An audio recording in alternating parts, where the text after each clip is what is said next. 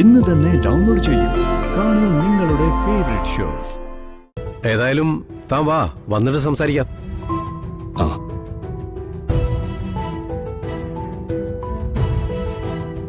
ഇന്ന് എന്നെ അത്യാവശ്യമായിട്ട് കാണണമെന്നാ പറഞ്ഞത്.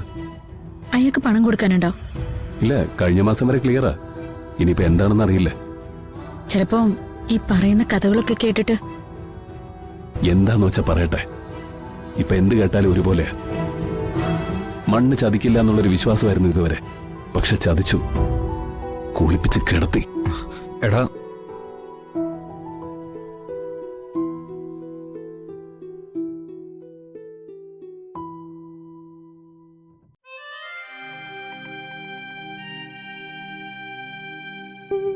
അടിക്കടി എനിക്കിങ്ങനെ യാത്രയ്ക്ക് ഉണ്ടാവുന്നത് തനിക്ക് ബോറടിക്കുന്നുണ്ടോ? ബോറടിച്ചിട്ട് എന്താ കാര്യം?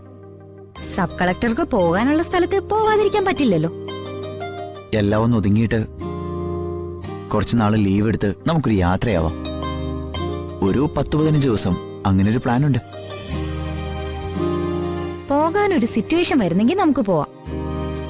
അല്ലാതെ പോണെന്ന് പറഞ്ഞ് വേറെ ടെൻഷനൊന്നും വേണ്ട. എന്റെ ചില ഫ്രണ്ട്സൊക്കെ പറയും അവരുടെ ഭാര്യമാരുടെ സ്ഥിരം പരാതികളെ കുറിച്ച്. പക്ഷേ അക്കാര്യത്തിൽ ഞാൻ ഭാഗ്യവാനാണ്. എന്റെ ഭാര്യ എന്നോട് ഒരാഗ്രഹവും പറയുന്നില്ല, ഒരു സ്ഥലത്തേക്ക് പോകണമെന്ന് ഡിമാൻഡ് ചെയ്യുന്നുമില്ല. എന്ന് കരുതി ഒരു സ്ഥലത്തേക്കും അവളെ കൊണ്ടുപോണ്ടെന്നാണോ?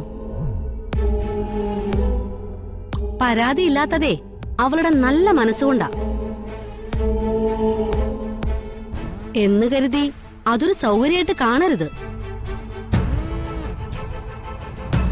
എവിടെയെങ്കിലും പോകാൻ ഉദ്ദേശമുണ്ടെങ്കിലേ അത് ആദ്യമേ തീരുമാനിച്ച് ചെയ്യാനുള്ള കാര്യങ്ങൾ ഒതുക്കിയിട്ട് പോകാൻ നോക്ക്. ഈ ഒരു പ്രായത്തിലെ എങ്ങോട്ടെങ്കിലും പോകാൻ പറ്റൂ. അത് കഴിയുമ്പോ ജീവിതത്തിലെ പ്രശ്നങ്ങളായി 100 ഓട്ടങ്ങളായി ഒന്നും നടക്കില്ല. ആ മോളെ, വാഷിംഗ് മെഷീനിലെ തുണികളൊന്നും എടുത്തിട്ടില്ലല്ലോ?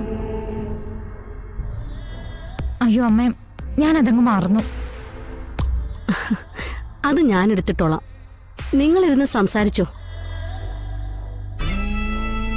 അല്ലമ്മേ, ഞാൻ വരാം. വേണ്ട,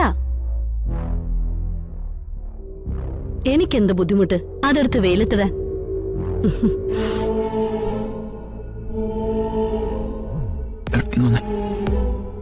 മനു, എടോ, കുറച്ചു നാളായിട്ട് തന്നോട് ചോദിക്കണമെന്ന് വിചാരിക്ക.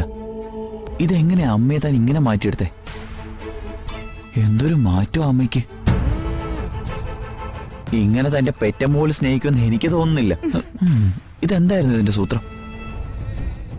ഈ സൂത്രം എന്റെ വകയൊന്നും അല്ല, എന്റെ പെറ്റമ്മയുടെ വകയാ. അമ്മ ഒരു ദിവസം ഇവിടെ വന്നിട്ടുണ്ടായിരുന്നു. രണ്ടുപേരും കൂടി വാതിലടച്ച് കുറ്റിയിട്ട് അകത്തിരുന്ന് എന്തൊക്കെയോ സംസാരിച്ചു.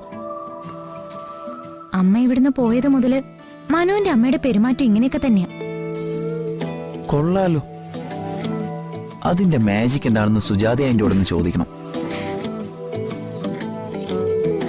മാജിക് ഏകദേശം എനിക്ക് മനസ്സിലായിട്ടൊക്കെ ഉണ്ട്, പക്ഷെ ഞാൻ പറയത്തില്ല. ഏകദേശം ഒരു സൂചന എനിക്കും ഉണ്ട്. വിട്ട് കളഞ്ഞേക്ക്. എന്തായാലും അമ്മ നന്നായല്ലോ. ഞാൻ അമ്മയെടുത്തോട്ട് ചെല്ലട്ടെ.